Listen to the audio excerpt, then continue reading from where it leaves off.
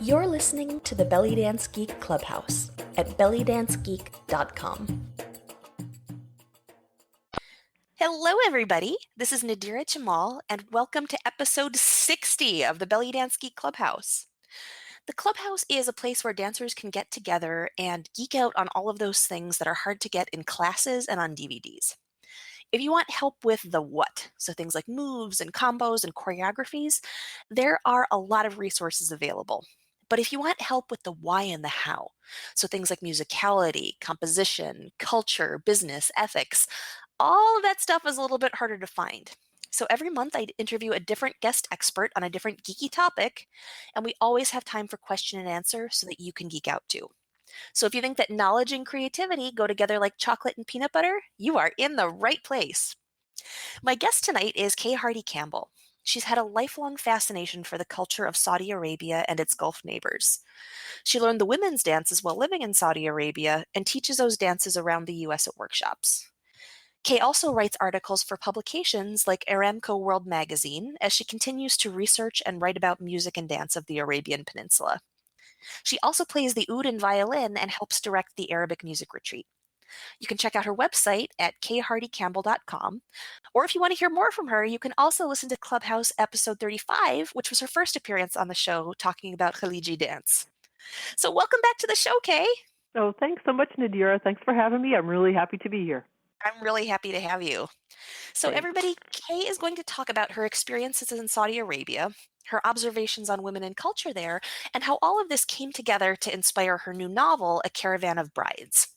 Now, you do not need to have have read the book before listening, and we are going to be careful to avoid spoilers or at a minimum warn you when they're coming. But I do highly recommend it. It is a beautiful book with a lovely story. Thank you. All right.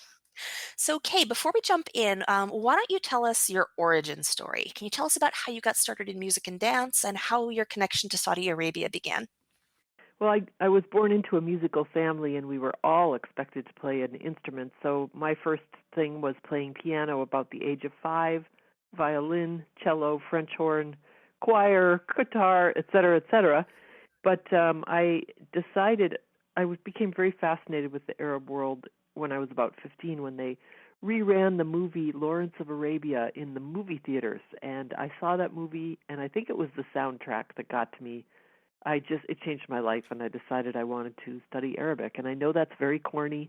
I used to never admit that until I heard that Steven Spielberg decided to become a director because of that movie. So I figured if he can admit to being inspired by it, so can I. And I went on to study Arabic in college. And while I was there, I got introduced to the music, and people were teaching belly dance at the University of Minnesota where I was studying. So I took belly dance classes, but I really learned my first infusion of Arabic music when I was studying Arabic in Tunisia one summer. And they took us on a little trip outside the city, a break from our studies, and they hired a folkloric band to follow our bus of students around. And every night they would play for us, and they'd get us up dancing. So I just went crazy for Tunisian folklore and the folk dances of Tunisia. And that really, I remember I came back with a few little 45s that I just played into the ground. And I always was fascinated with Arabia, and just as an undergraduate, before I'd visited Saudi Arabia, I tried to do research on Bedouin music, and I found you could find nothing. This is a long time ago. No recordings. There were only a few mentions in, some of the European travelers who were not musicians, so they really didn't know how to describe it. When my husband and I graduated from college, we went off to Saudi Arabia, and when I was over there, I began to write for the Arab News, which is an English language daily paper.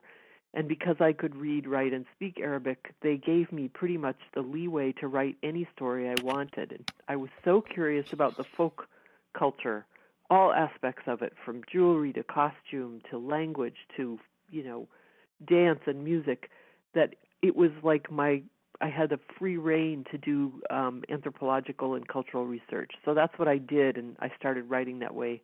And I interviewed people just to learn anything I could, because it really wasn't in evidence before me.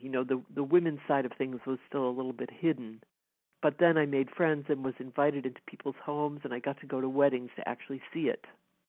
Long answer. I hope that helps.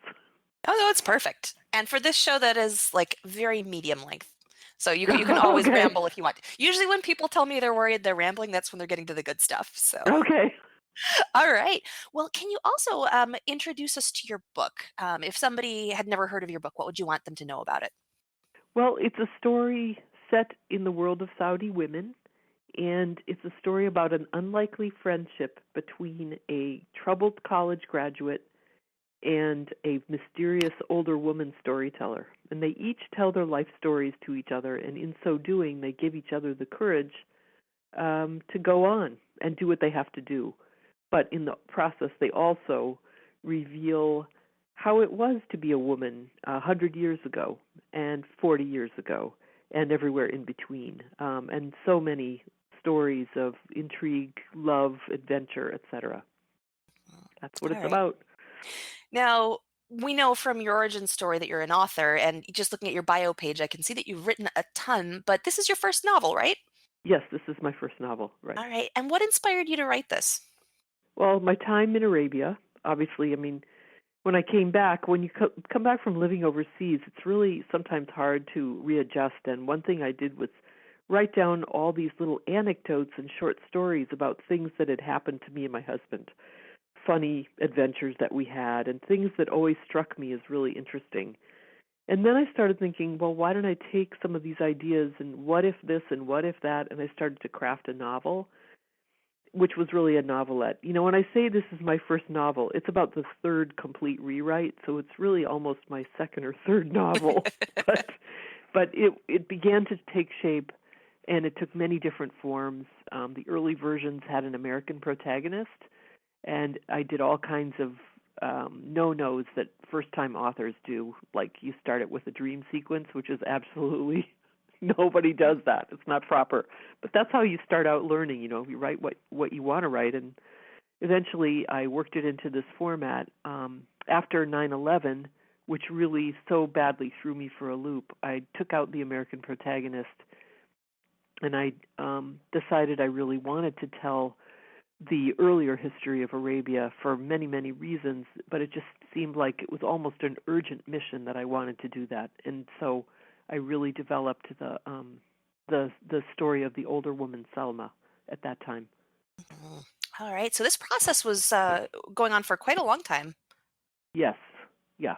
Some of my friends have read versions that were written in the early 90s, then the late 90s, and then the mid 2000s, and then after that my husband said, "Don't show it to any more of your friends until it's done." So I went with professional editors to read it instead of my long-suffering friends and relatives. Nice. You know, this is a little bit off topic, but I listened to a podcast called Writing Excuses, which is all about writing genre fiction. I have Mhm. no intention to ever do that, but one of the hosts is an author that I like a lot, and I finished all of his work. And I figured before he gets around to doing his next book, let's listen to the podcast as kind of like Mhm. methadone. Right. And one of the things that strikes me over and over again is how long this process is and how long it can take for things to percolate and evolve and develop, and how much your first attempt at everything is supposed to suck and then evolves into this beautiful story Hope yes, that you I then think get to that's present. true. Sorry. Nice. I No. totally agree. Yeah, you have to first drafts are usually really messy, and you just have to let them, you know, they say, "Oh, put it in a drawer for 6 months." That's you have to do something like that. You have to stand back and yes, maybe show it to a writing partner or a writing friend, but you need to let it sit because it really does need to percolate, and it will be much better the more you think about it.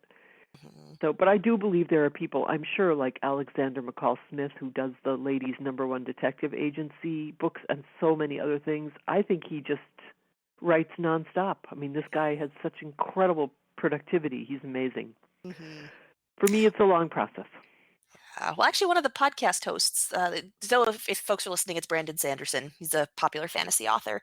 He also is extremely prolific, but even a lot of his stuff has been sitting around for years. It's just he has like three things in a drawer while he's working on something else. That's great. Maybe that's the key. I don't know. All right. Well, like getting myself back on topic. We talked about this idea that you wanted to go a little bit farther back in history. And one thing that I noticed is that this does span the entire history of kind of the state, right, of Saudi Arabia, the modern kingdom of Saudi Arabia. Obviously, not the entire history of the people, but of it as a country from, just before it's being established and actually going into the present and even like a little bit into the near future. Um, would you like to tell us about some of those, like some of the major historical points that these two characters, Fauzia and Salma, live through? With the caveat that I know that there's at least one thing that we can't go into without hitting spoilers. Right. Well, yeah, okay. Um, I really, let me say why I thought this was such a fun thing to do for me as a writer. Mhm. I think that when we learn about Saudi history or any history of any Arab country, all we know is the politics and the oil, if it's an Arabian country, if it's an oil country.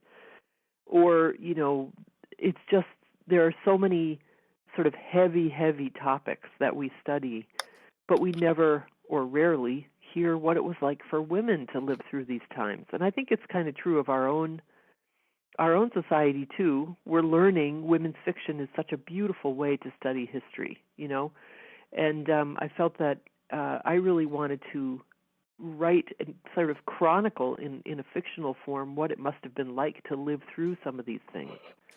There's so many books that people are just writing and devouring about World War II. Still, all these decades later, like The Nightingale. I don't know if you've read that one. It's just a fascinating story about two sisters in the French countryside who lived through World War II.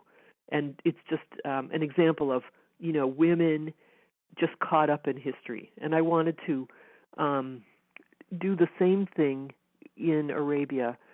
And one of the main characters, the older woman her name is Salma, she is loosely based on the legend of a real person. Now, mind you, I really fictionalized it, and I did note that it was extremely loosely based on her life. But she was the niece of a great tribal chieftain who actually fought in World War I with Lawrence of Arabia. So she would have known and seen Lawrence of Arabia herself, and she lived through all that, and she ended up in the city of Jeddah, just as in the story, and several of the key points in the story actually happened to this other person. And that's probably the anchor that drew me back to the World War I, because I wanted to imagine what her story must have really been like, really what would it be to be her, and how did she get from point A to point B. And along the way, she would have encountered things like the Armenian genocide, the 1918 influenza epidemic that we all know as the Spanish flu, which killed millions of people around the world. But poor old Arabia, where there were no hospitals, very few doctors, very little knowledge of modern medicine, and people just died. And even today, when you meet really, really old people, they talk about Sanat al-Rahma, which is the year of mercy, and that is 1918. It's something that people still talked about for many, many years afterwards.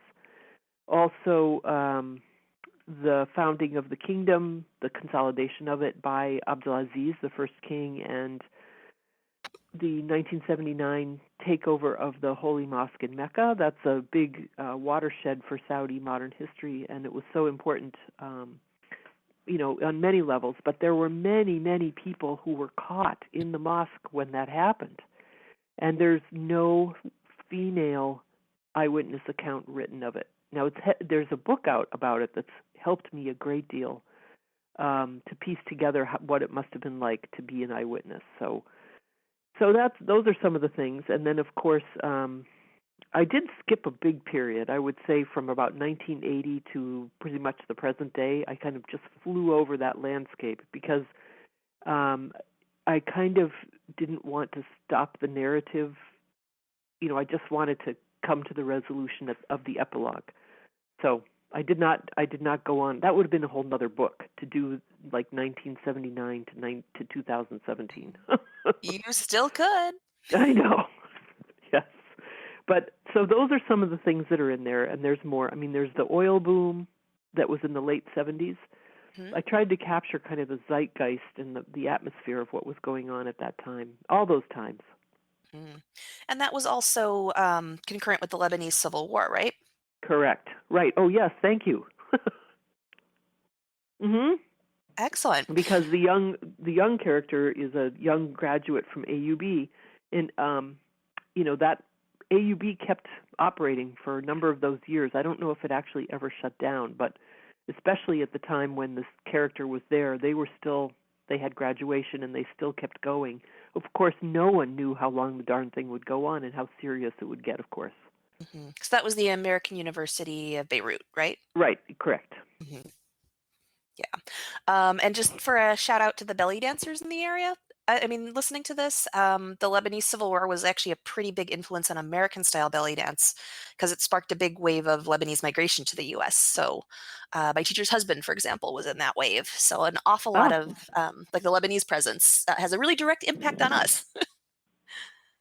interesting. Cool. All right. Now, you did talk about wanting to present women's experiences of these historical events. And as you mentioned, so much of the pretty much all of the written history focuses on what men's experiences would have been or kind of the, big picture great movements in history rather than hmm individual experience. So how do you capture women's experiences in a situation like that? Well, you first of all, I had my anchor character. I knew that she existed, so I knew about her, and I just tried to imagine. I knew a little bit about her family, and what I knew had to happen to her based on the legend and how I wanted to, make it more detailed. That's where I went from. I did a ton of research on pretty much every facet of her story, and that was also informed by the years when I was living in Saudi Arabia, interviewing women, learning what I could about, desert life. I never spent time with the Bedouin in Saudi Arabia. I mean, of course, I sat in a tourist tent once and visited a Bedouin family that was accepting a tourist bus. So we pulled up near Taif one day and had camel's milk, and it's only like 10 of us. But no, I did not spend years or months in the desert with the Bedouin of Saudi Arabia. But there's a lot that can be gained from research about their lives from some of the most incredible writers, like H.A.R. Dixon. I believe that those are his initials. He was born and raised among the Bedouin and wrote a huge book on them. He lived in Kuwait for many years. He was like a British minister there, and he and his wife were close to Arab of the desert. And, books like that are really great. I found a lot of travel literature was very useful. But as far as, any novelist, at some point you have to make the leap and just do it in your own mind. You know what I mean? So Mhm. yes, and as much as I could, I just researched the heck out of it and asked people when I came across people who might know. I had the good fortune to go back to Saudi Arabia 3 times on assignment, and each time, I mean, after I came back full time from Saudi Arabia, it was 1985, and I got to go back 3 times later, and as technology and the internet advanced, so much more became available and I could communicate with people. So like I could email somebody that I'd met in one of those trips and ask, hey, how would you say this in the thus and such dialect? What would the wording be? And I'd get an email back. So it was incredible to have the chance to go back and make those connections, and they helped me with my research as I got down the line. Mhm. Right. And and you mentioned, your fascination with folk culture, and obviously there's just a ton of detail about that in this book, both in kind of creating this beautiful environment that everything happens in, but also in actually advancing the plot. Can you tell us about some of the aspects of folk culture that you chose to include? Wow. Okay. Um, okay, let's talk about dance because I know a lot of folks, that's the most obvious one because I know people are interested in dance probably on this call. So let me talk about that. As one of the things that, I felt that this was a mysterious thing I had to learn and explore while I was there. So I would interview people, write stories about it, and every time it just took me years to figure things out, and I'm still learning, honestly. But I made a list. I think 9 different types of dance, folk dance, and party dancing are mentioned and described in the book. And from dubki to party dancing of Khaliji women, Bedouin dancing, Armenian dancing, some of the traditions from Central and Northern Arabia. And I really wanted those to be in there to, beef up the celebratory scenes so that people could imagine these people moving around. One of the things I really tried to do in this book was to have my female characters interacting with their environment and using all their senses, whether it would be, like we do in the West. It's the style of writing that we do here in the West. And I wanted to try that in that environment and bring out how I experienced that culture, which is full of sensory overload almost. It's so the sights, the sounds, and the smells and everything. Also, storytelling is a key aspect of this book. The idea, when you live there, people are constantly telling stories. And yes, there has been a tradition of professional storytellers, and it's kind of as a form of entertainment, and it's kind of reviving now. I think it's a spin-off of all the popularity of storytelling happening in our own culture. But in the old days, people used to just sit around and tell stories, and there's so much humor in everyday life there. I don't think I'm a great comedian, so I don't know if I brought that out, but I have never laughed so hard. All the unusual stories that you would hear about life over there, which is understandable given the mix of people and the changing times, and it was just uproarious, a lot of the stuff that you would hear. So I tried to weave in storytelling and poetry of course, is the stuff of songs. So there are many, many little song lyric poems that I composed myself.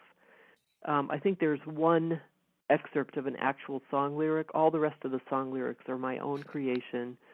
There's one long form of a Bedouin poem that is a huge impetus in the plot. And I have studied Arabic poetry in Arabic and desert poetry also in translation. It's called Nabati poetry, the modern spoken poetry. And I wanted to create something similar to that in terms of complexity of metaphor and its images, and then the power and meaning of a poem like that. I also have women's weaving, which is I learned about from my friend Joy Hilden, who did a beautiful book on book on Bedouin weaving of Saudi Arabia. And if you look at the cover of the book, the border is a pen and ink, imagined border or pattern from one of the Bedouin weavings that the women do. So that's another thing. There's costume in there. I'm trying to think what other elements. Oh, I think that's a good start, I would say. Mm-hmm. One of the other things that I loved was the coffee circle. Oh, yes. Would you tell us about that? Yes, very good. Thank you. So in that culture, hospitality is supreme, and the host should serve coffee to his guests. And we're talking about a male host to his male guests. And even out in the desert, you take the precious coffee beans and cardamom seeds, and you grind them up with a mortar and pestle, and then you put them in the coffee pot with water, and you set the coffee pot on the fire, and you boil it. And then when it's ready, then it's poured and offered to the guests, and they drink it. And the actually coffee is it looks like green tea. It's kind of a greenish orange color, and it smells heavily of cardamom. It's not sweet; it's a little bit bitter, but it's very refreshing, incredibly refreshing taste. Just a few beans, so it's not dark. And the reason there would only be a few beans is because the Bedouin were not wealthy people, and they had to, ration it. So that's what they would do, and it's a beautiful thing. You can find YouTubes of people doing the coffee ritual, And usually the coffee cups are little, small, they're almost like tiny handleless teacups, like little girls' teacups. That's the size they are. And they hold them in a stack, and they pour them one by one and offer them off the top to the guest. And the women do it too, of course, but most of the time, you see the iconic giving of hospitality is the males offering it to the male guests. And in houses then, in homes, in the city, in the villages, they echo that tradition as well. And in one of the towns where some of the chapters take place, which is the city of Oneza, an old oasis city in the middle of Arabia, the great homes would have a coffee circle in the men's salon, and the floor of which would be filled with desert sand from the Nafud. So they would have, in effect, their little desert coffee circle in their house. All right. Well, a little bit ago, you mentioned when you're talking about the humor, you mentioned about the mix of people and all the changes that were happening at that time. And I think Saudi Arabia especially, but even like the Middle East as a whole, sometimes gets presented to us in the West as this kind of monolith where everybody's the same. Everybody's an Arab, everybody's Muslim, everybody's the same ethnicity with the same views. But one of the things I loved about this book was that there was such a mix of different types of people. So, would you like to tell us about some of the different groups of people that are in Saudi Arabia and have been in Saudi Arabia? Right. Oh, wow. That's a huge topic. That would be a PhD thesis, but let me give you. So, yes, in fact, especially in the western part of Saudi Arabia, which is the region known as the Hijaz, it holds the two most holiest cities in Islam, Mecca and Medina. Those cities have attracted pilgrims from all over the Muslim world for many centuries. And as a result, people would come on the pilgrimage and they would stay. They might find a wife there. People did meet up on pilgrimage and on visits to the holy places, and they might settle in the area, and there might be a whole little mini community of people from their own home country. And as a result of that, you have mixed groups, all kinds of ethnicities in the holy cities.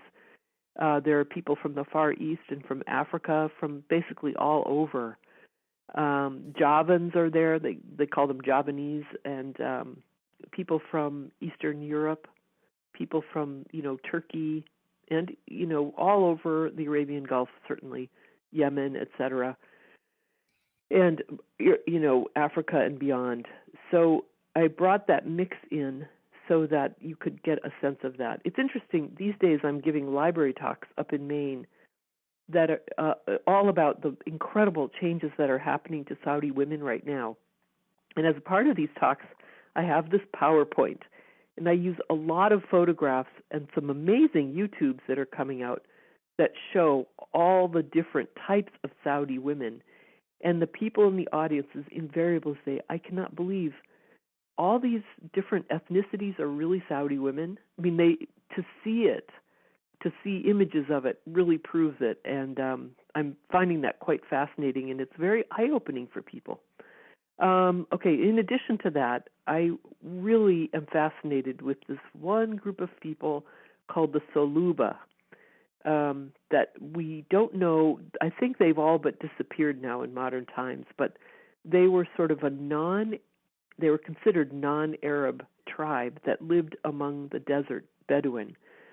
And they were kind of, they had a symbiotic relationship with the more so-called noble Arab tribes.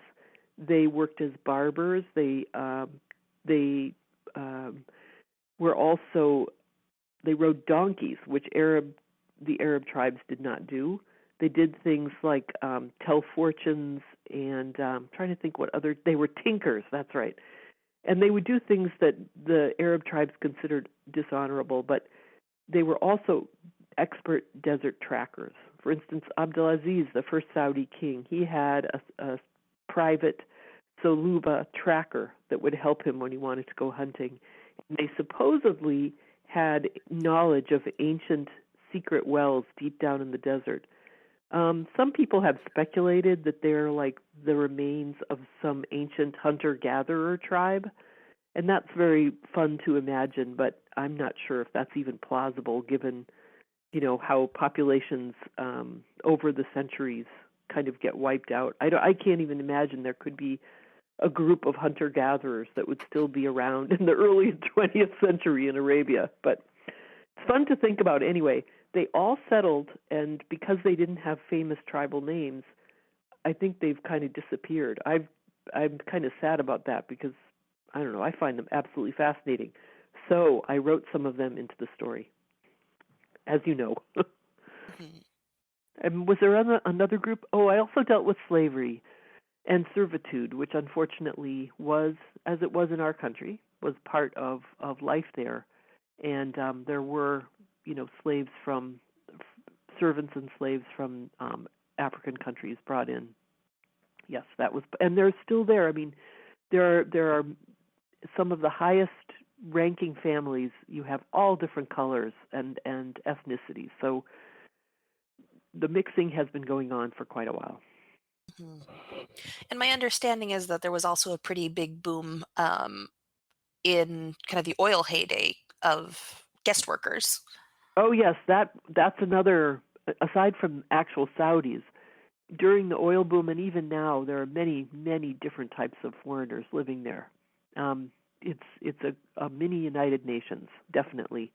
In any city in Saudi Arabia, it's quite unique. And one really fun thing about that is that because there are guest workers from all these different countries, inevitably these little restaurants pop up, and there might be a little hole in the wall, but you're getting the real good stuff because they have actual workers from the Philippines or Thailand or wherever it is, and you're going to get really good ethnic food. The ethnic food there is just really great. All right. Now, one of the things that I thought played a big role in this book was some of the differences among people who were living a more like nomadic tribesperson life versus settled versus partway on the way to going settled.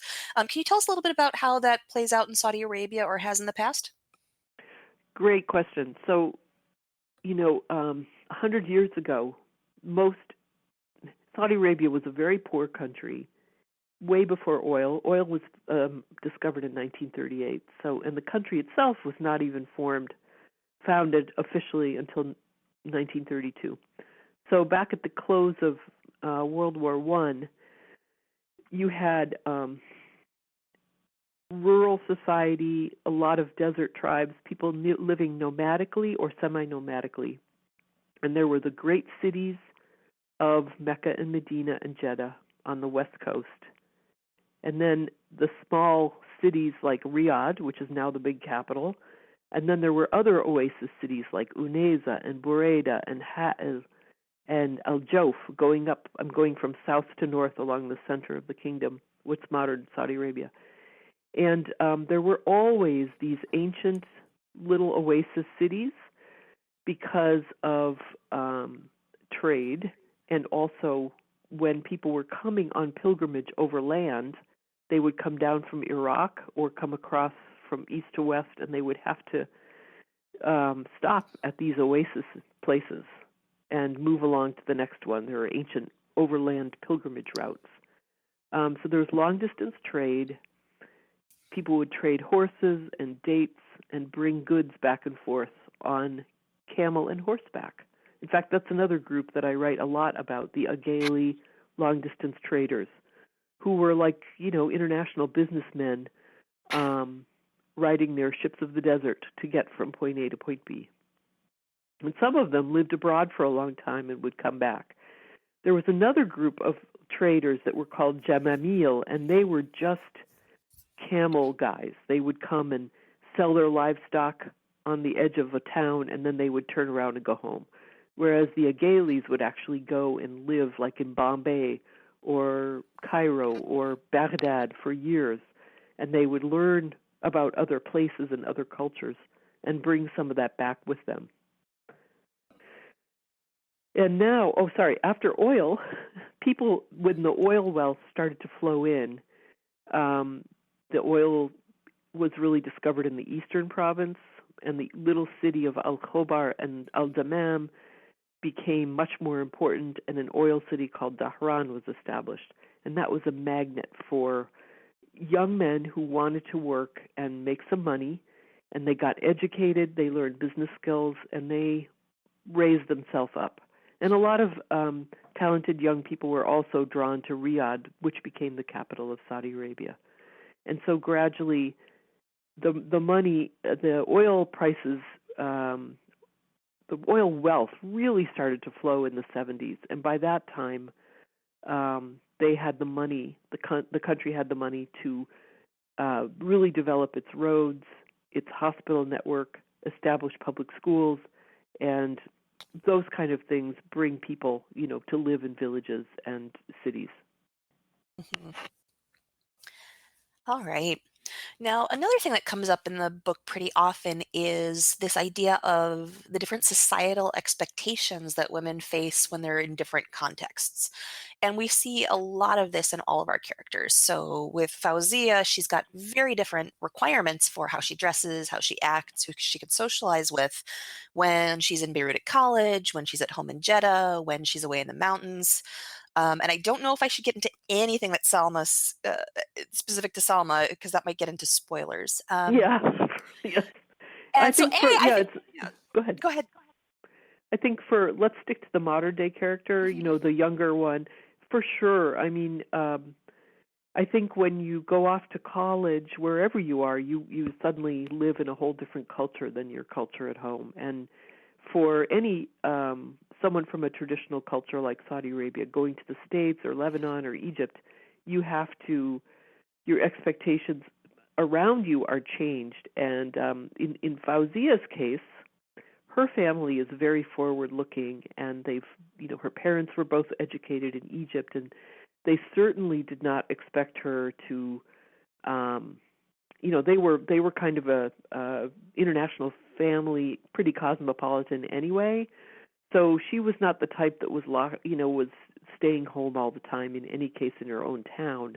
But yes, she did live the student life, and the thing that she did, and this is like in the first chapter of the book, so I don't think that this is really a spoiler, but she did the forbidden thing of dating a young man. You're not supposed to date if you're a Saudi girl, or even an Arab girl. That's such a bad thing to be known to be dating someone in that society, although it's so commonly done. You just don't want to be seen. You just have to keep it really quiet. Mm-hmm. And it is very common even today in Saudi Arabia.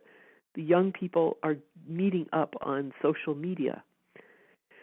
That's what they're doing now. Virtually, they talk, or they get to know each other, and they might meet a couple of times secretly, and then they arrange it so it looks like it's a proper arranged marriage.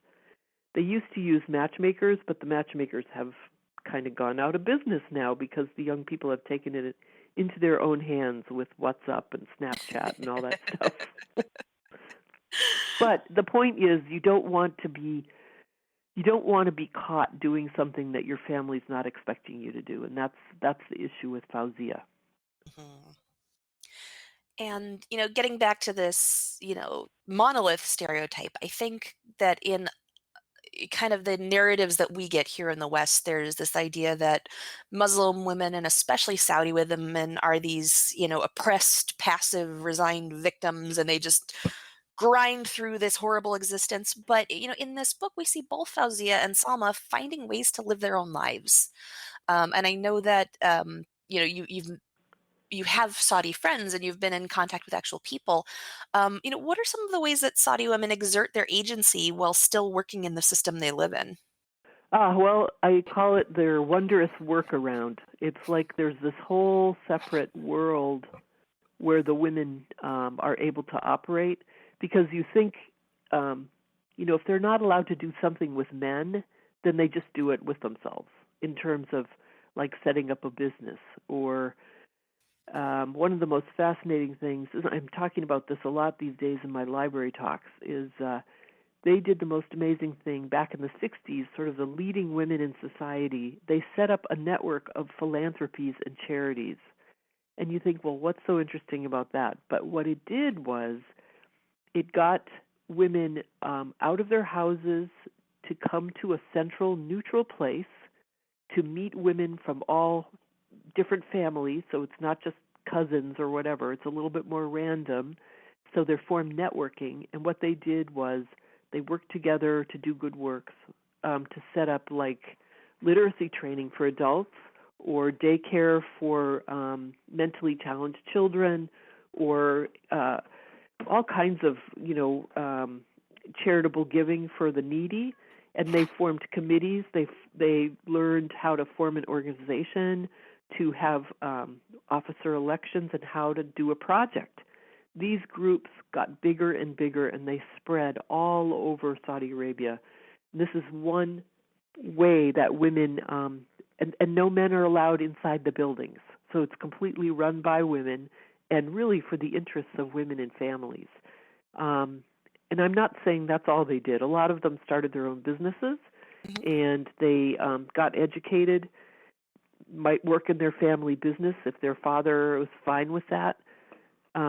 They did all kinds of things. And then, of course, education is basically most of the time segregated between men and women.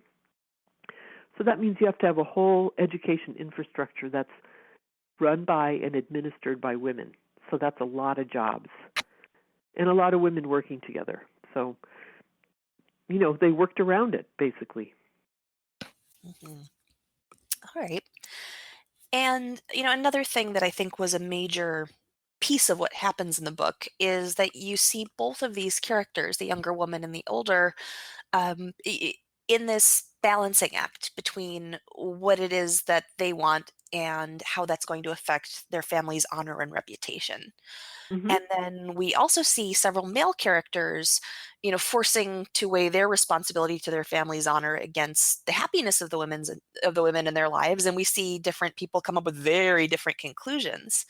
Can you tell us more about how honor fits into Saudi culture, and whether that's different for men versus women, how it's changed over time, and how similar or different it is from the way that it plays out or has played out in Western culture?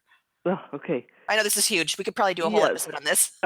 that's right. And what I would say is any person who is a member of a family, a traditional family, especially a tribal family, and you're a tribal family if your last name is a tribal last name. So you would be like Nadir Jamal al-Hijazi, if Hijazi was actually a tribe, which it's not. Al-Otaibi, for instance, the Otaiba tribe. So you'd say, oh, I'm from the Otaiba tribe. And so everyone in that Otaiba tribe, which could be thousands of people, they all share that brand, okay? If you do something really wrong in public, that reflects badly on all of them. And that doesn't matter if you are man or a woman, okay? You have to, each person, man or woman, has to uphold the good name of their family and especially their tribe. Women are more risky in terms, they have more to lose in terms of the good name of the family, because their getting into trouble is much more serious if it gets public. The kind of things that women get in trouble for, romantic problems, et cetera, et cetera. And it's whatever is more gossipy, that's much more damaging. So they have to be aware of how the family name is affected. Unfortunately, in the power structure, normally the women have less power, so they have more vulnerability because they have less power. Yet they are, they hold up more of the honor on their shoulders at the same time. It's a tough bargain. However, many people don't have those big tribal names. It's not like because it's a city of towns. It's a country of towns, cities, and yes, big tribal families that settled there. Through time, I think it's still an issue, especially with social media. You can really get into trouble in a big way with millions of people knowing about it, rather than just a couple hundred, right? It because of facilitates the gossip. yes, and this is why like Saudi singers, female singers, usually have a stage name, much like Kulthum is a stage name or Fairuz, but Saudi women too have stage names so that they aren't flashing their tribal name around to the horror of the more conservative males in their extended family who really would not want to have an entertainer in their family. And that's true of any Arab family, I would say. You know, most Arab families in all over would not be happy having a female entertainer in their family. It's just, that's true in many societies. It's not just Arab society. I just want to point that out. But Can I the other jump in thing there you for a have, second? pardon me? Yeah. I just want to jump in there for a second.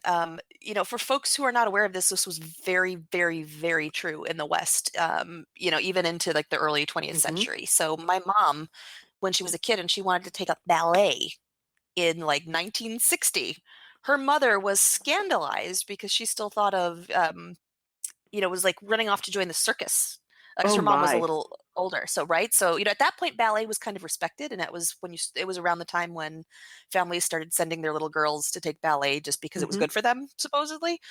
But there was a very strong, oh no, up until, I want to say like the 1910s, ballet was not at all respectable. Being an actress was very disrespectable. Right. Yeah. So like this is not just a like different cultures thing. This was like the norm for most of Right. time in most places. Exactly. Yep. Sorry. I would Please say continue. the other thing to talk about honor is much like in our society, in the old West, there was kind of an honor among the cowboys, a code of honor, things that you would and would not do. And I think among the desert Arabs, the Bedouin, there is also a code of honor that is not always to the disadvantage of women. For instance, this practice of giving people refuge who seek your help. And if someone seeks refuge and is in your tent, you must protect them, no matter what. You have the right to keep anyone at bay who tries to harm them. And that, that plays out. It's a very old tradition. And that's part of the whole honor thing too, and then the honor of giving hospitality. You must give hospitality. It's a great duty and an honor for someone to do that. Have I gone off on too big of a tangent there? No, I love it. Okay. All right. And, one of my favorite things that keeps coming up in the book is, we hear characters ask over and over again, why are there so many songs and poems about forbidden and secret love? And, I was thinking about this because I noticed it 3 or 4 times. So that means it probably happened, 6 or 7 times at least. And, forbidden love is this popular theme in all of the arts all over the world, and it keeps being popular, right? We think back to Romeo and Juliet, and then Taylor Swift did a Romeo and Juliet themed song like 10 years ago. So, given that how love fits into society keeps changing in different times and places, why do you think it's so fascinating, this forbidden love to all of us, to everybody, regardless of how we are and aren't allowed to act on it in our Right. own lives? Oh, wow. Good question. Heavy duty. It's the human heart cannot be tamed, I guess, and I think that the way we're socialized, there are limits to what you should do, in your relationships, and there's a limit of propriety and what society expects. And these characters in the book, they find themselves in situations that they were never prepared for, and they feel totally alone. And they're both young girls, and it's like, oh my goodness, what am I going to do now? They had no one really to confide in, and yet they suddenly notice, well, I'm supposed to be doing this, but how come the poetry says all this? It's a huge contradiction, and I think it's especially interesting in the Arab world where, women are really not supposed to date, and yet there is this whole frequency of music and poetry and singing that has to do with all the many myriad facets of all kinds of love. It's like it all exists in that one wavelength, and everyone else, the rest of life is just ignoring it. It's a funny contradiction, I think. And that's why I think I brought it out in the story, because the characters are just kind of lost because they can't really process it. It's sort of a big disconnect in their own lives. Yeah. Well, another thing that I felt like was just a beautiful perspective, even though it's one that I feel really lucky to have never held for my own life, is this idea of love as something that's potentially dangerous, Right. but something that you can cherish the experience of, even if you know it's not going anywhere and never can. I'm trying to think of what the phrase was. It was like, for a while your heart blossomed. Oh, like the flowers in the desert, blooming in the desert, the Mhm. spring rain or something like that. Right, and so it's the fact that your heart opened up at all. Oh, It's a right. huge Yes, thing for yes. your life and is this wonderful experience that you'll always have, even if you're gonna lose this thing that it opened for. Right. It's kind of sad, isn't it? That was right. There are poems, some of the poems I've read in Arabic, but mostly in translation, these Bedouin poems that are just so extraordinary, where I remember one in particular where the guy met a girl at some big tribal meetup, right? And they Mhm. had a brief romance, very innocent, I'm sure. And I think the only time he ever sees her again is across a valley once, like 10 years later. And he's still thinking about her and writing poetry about her. Mhm. So they do.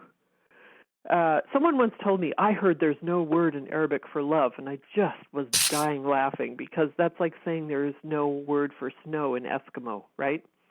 And the poetry is so full of all permutations of attraction and unrequited love and just memory, the nostalgia of one time meeting somebody at a desert encampment 30 years ago, and it's just a lot of amazing poetry about the human condition and fondness between two humans.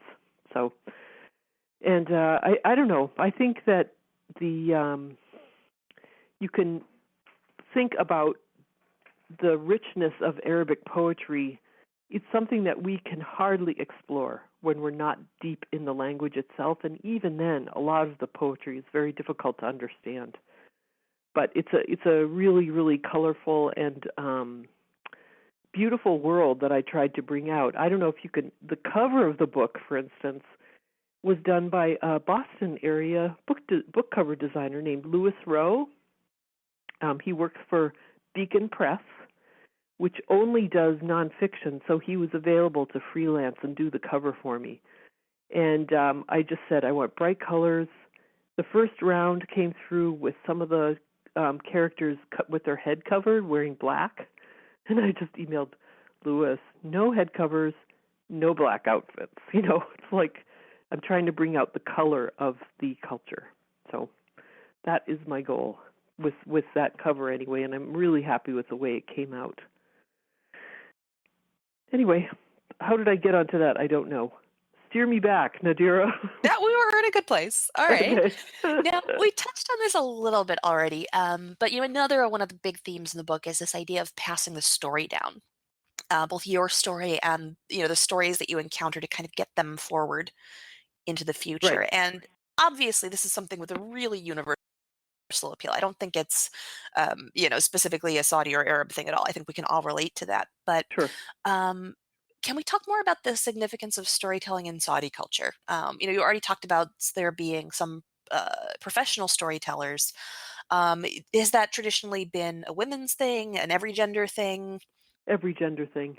Yep. Hmm. Both. Yep. But because, a And lot of times men and women would be separate at events, you would mhm, have the women would tell stories to women and the men would tell to men. But most of the time when you're with your family, it's all mixed up anyway. mhm. So, your uncle might tell a story to everyone. It's just when there are strangers around that you have to divide up between men and women. So yeah, it's there, and there's a movement to record folk tales and elders' stories. But I think that it's something I was trying to say that they need. I feel there's so much rich history, personal history, that may have been lost because the older generations passed on just as all that oil wealth came in, and everyone was busy getting their doctorate and becoming teachers and chemists rather than listening, getting some of these old stories down on paper or at least recording them. So I'm hoping more people have done this. I mean, I've heard some really interesting tales about how women used to live.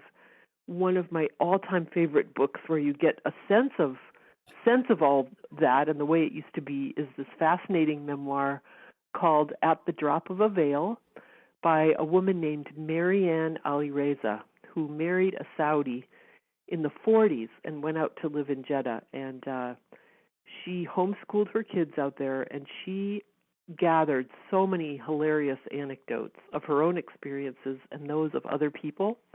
I can't recommend that book enough. It is absolutely glorious. If you want more of the culture of what it was like in the 40s, and she pulled together a lot of anecdotes. But there's a woman named, I believe it's Hind Baghafar. She has collected a lot of folk tales, but all of this stuff, her work is all in Arabic right now, so it's inaccessible to English readers. I think we need more true Saudi women's memoir so that we can truly understand what their world is like. And my favorite one right now is the fabulous book called Daring to Drive, written by Manal Asharif, who is known as a Saudi women driving activist. It came out last year, and it's an extraordinary book that details her childhood in Mecca. She was born into a poor family. This is not a privileged person, and she's brilliant in how she managed to triumph. And that is an exploration in how young women manage to negotiate the modern society in Saudi up until the changes that are happening now. So I just can't recommend that book enough either. Even Oprah recommended it, and I think that that was a good call. My book groups have read it; they love it, and everyone I've talked to who has read that has learned so much. That's a really good one. There is a Excellent. great movement to kind of revive and preserve all aspects of Saudi women's heritage in Saudi Arabia right now. So that's kind of exciting. And the other thing I wanted to mention, recently a bunch of women put on a play, and I think it was in Arabic. And the premise of this play was 3 fictional characters of women from Saudi history all telling their story to each other on the site of Eve's tomb in Jeddah, which is I mentioned in the book. And I just thought that was a fabulous idea for a play. So there's stuff happening back there, definitely. Excellent. Well, I think that's about everything that I have for my major questions. Is there anything that you wanted to talk about that I didn't ask you about? Oh, my gosh. Oh, wow. I think mostly, the culture is so colorful, and I just wanted to pull people in and just like almost take them by the hand and just take them on this journey through the eyes of a first-person narrator. I mean, that's one way you bring a reader, close in. And I used for my copy editor, I was able to work with the extremely wonderful Marcia Lynx Quayle, who is very involved in editing translated works from Arabic. Mm-hmm. She looked at my manuscript. She was like the last editor that went through it, and I had many, many Arabic terms in there. And she said, no, you've got to get rid of like 99% of these, because she said if you leave those in there, you create such a distance between you and the reader.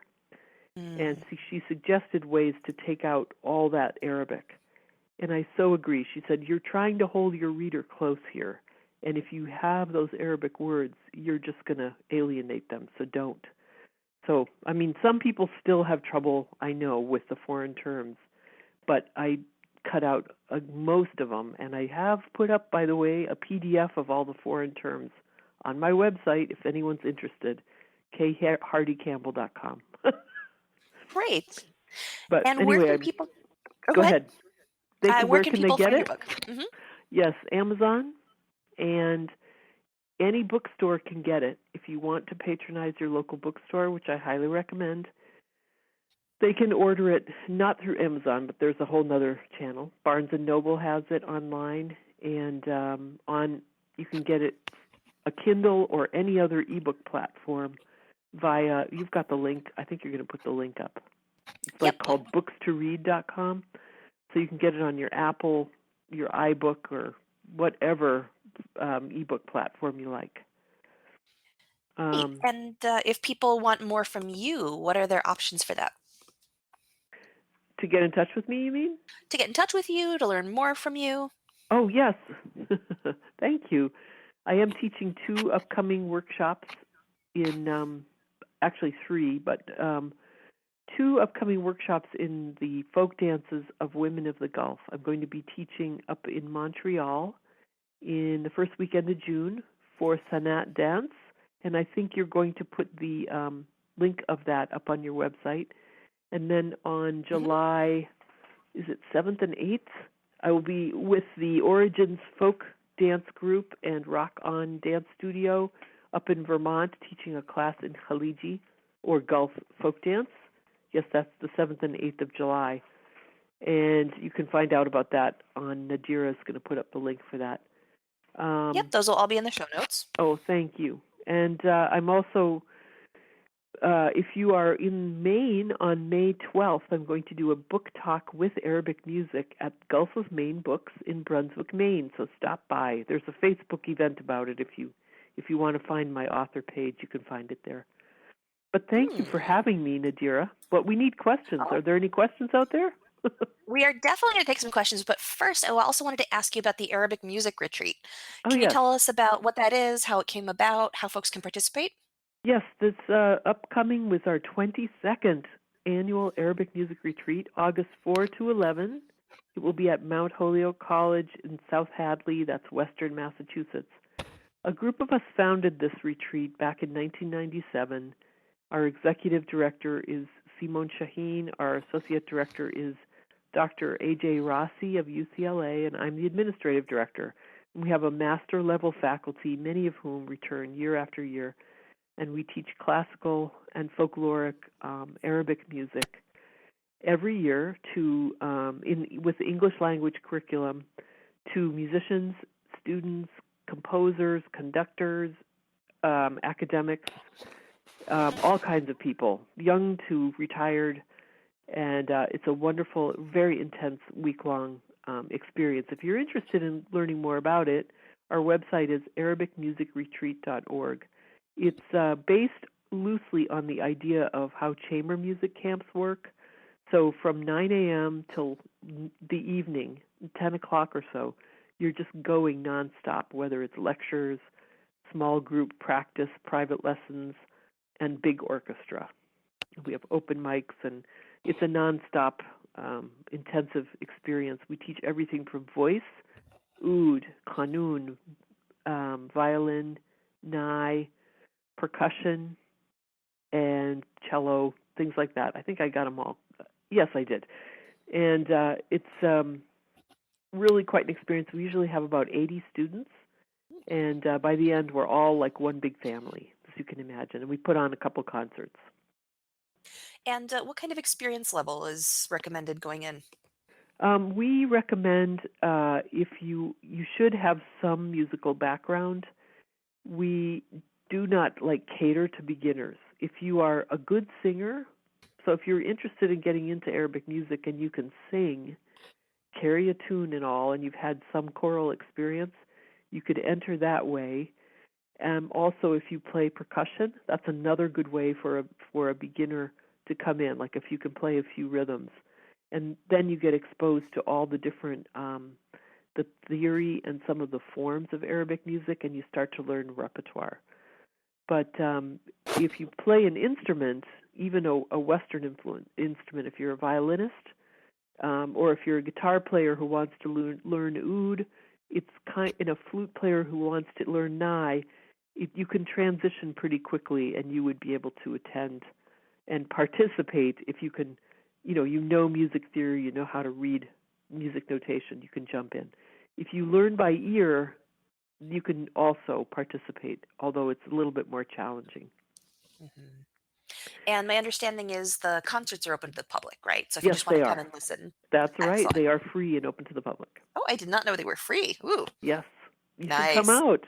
And there's an all-night party afterwards, so it's really quite something. So it would be Friday the 10th of August. But check our website again for more details on that. Great. All right. Well, let's move on to the question and answer section. So if there's anybody who's on the call who wants to ask a question, if you are listening on the webcast only and you don't have your phone or mic and speakers, you can use the question box on the right. So the icon for that looks like a little square question bubble, like from a cartoon with 3 little dots in it. And if you are on the phone or Skype, you can press star star to unmute yourself. We would love to hear from you, so you can ask questions, share your favorite takeaway.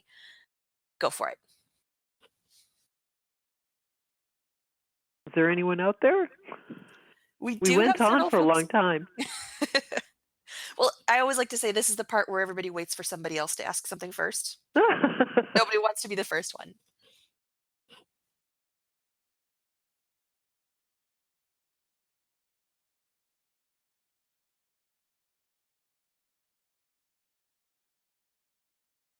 All right, Nadira. last call, folks.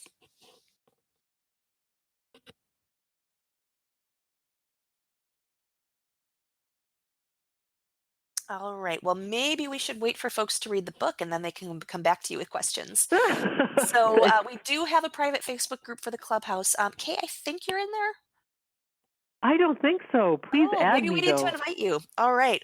Well, folks, if you have more questions, either after listening to the recording, if they occur to you later, or if you've read the book, we would love to hear from you. The Clubhouse Facebook group is a great place to do that.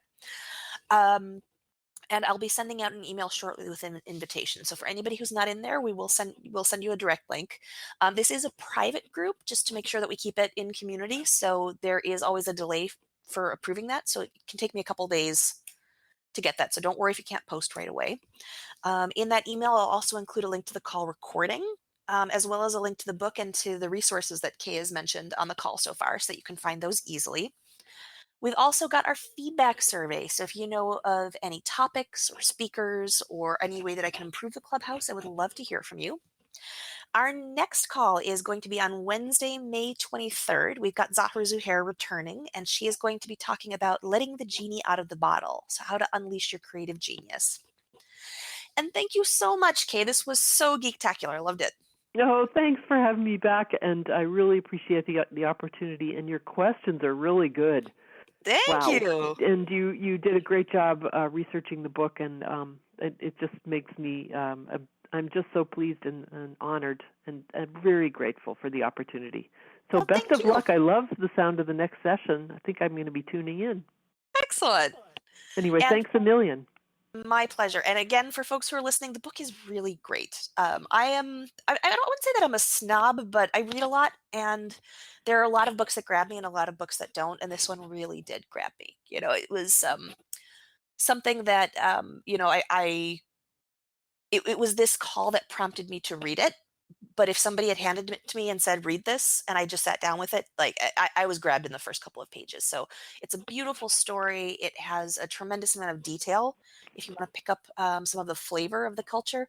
But it's also just like a lovely story of 2 women living their lives, connecting with each other. So if you enjoy like multi-generational fiction, I think you're going to love it. So pick it up. All right. Thanks, Nadira. My pleasure. And the last thing I always want to say to everybody is that this is the come on in kind of Clubhouse, not the no boys allowed kind. So if you know anybody who would like to join us, you can invite them at bellydancegeek.com/clubhouse. And until next time, happy dancing. Good night, everybody. Thanks, Nadira. Good night. Take care. Bye now. Thanks for listening. For more geek-tacular resources, visit bellydancegeek.com.